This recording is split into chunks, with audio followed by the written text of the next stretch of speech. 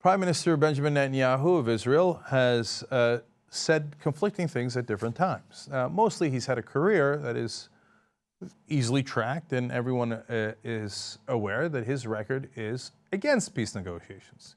He doesn't trust the Palestinians, he doesn't trust their leadership, and he has done everything in his power to block further negotiations. When he's out of office, he charges everyone in office with being sellouts and jeopardizing Israel's security. When he's in office, he does some lip service every once in a while to appease the United States and other world leaders so they can get things back from us, like the Iron Dome, which helps protect Israel, by saying, oh yes, sure, we would consider negotiations. And that's exactly what Netanyahu did back in 2009 at his speech at Bar-Ilan University, where he said, yes, he would contemplate a two-state solution, and he is willing to go in that direction. Now, of course, he wasn't telling the truth. Since he's been in office, he's made almost no effort to go in that direction. In fact, you can see by his actions more than his words clearly where his position is.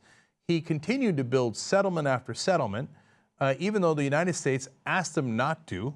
Now, we give them billions of dollars in aid. We also gave them the Iron Dome. We give them a lot of things. They're our ally. Makes sense.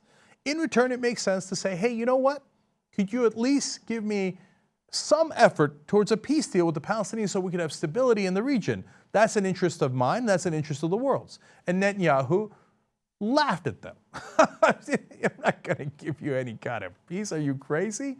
No, I'm going to say one thing at a speech, and then I'm going to inflame tensions by building further and further settlements, and I'm going to spit in your eye. Now, we're close to an election in Israel, so Netanyahu tells us what he actually thinks. He just said, quote, there will be no withdrawals. That seems pretty clear. There will be, quote, no concessions to the Palestinians. When they asked him, hey, wait a minute, didn't you just give a speech back in 2009 where you said that you believe in the two-state solution? Here's what Netanyahu said, quote, this thing is simply not relevant. Now, a lot of people interpreted that to mean that his speech at the time was not relevant. Later, there was some backpedaling, and they said, no, they meant the question's not relevant, and talking about peace negotiations with the Palestinians is not relevant. I would imagine that before an Israeli election, that might be fairly relevant. And then, of course, the office of Netanyahu, in order to cover their ass, afterwards put out a statement saying, the Prime Minister has never stated such a thing, saying that it's not relevant, except for the quote we just ran for you. So that's out of the New York Times. That's confirmed by every reporter that was at the scene. So yes, he did in fact say such a thing. If you want to say it's out of context, that's a more legitimate point to make. Now, if all this was unclear, some Likud party, and that's the party he's the head of, flyers might have made their intentions a little clearer. New York Times explains that on Saturday, a newsletter distributed in synagogues included a statement attributed to Likud saying that Mr. Netanyahu had declared the Bar-Ilan speech null and void, and that his entire political biography is a fight against the creation of a Palestinian state. Now, that's his party. Who is naive enough to think that Benjamin Netanyahu's intentions are unclear?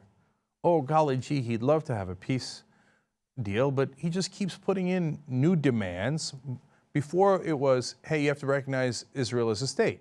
That makes sense. I agree with that demand from day one, from decades ago. It was preposterous for the Palestinians not to agree to that, okay? By the way, the counter to that would be, you recognize their right to have a state. And they're not blocking you from a state, you already have one. You are blocking them from a state. That's what you're literally doing, okay? Then Netanyahu just magically changed it and said, no, they must now recognize it as a Jewish state, which then means all the Palestinians who live in Israel currently and are citizens would become lesser citizens.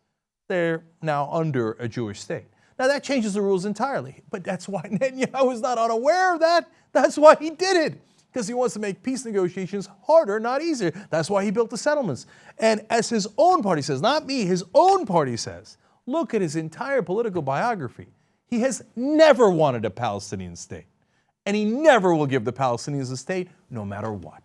Now, among his new demands, which there are untold numbers of, is that the Muslim world must be so secure and stable that no Islamic radical could take over a Palestinian state. And who would judge that? Of course, Netanyahu would judge that.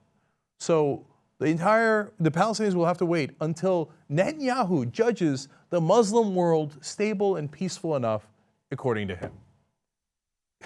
Does anyone in their right mind believe this guy has even a scintilla of interest in peace? He's never gonna negotiate. He's never gonna do two states. And if you think otherwise, you're kidding yourself. Partner for peace. What a joke.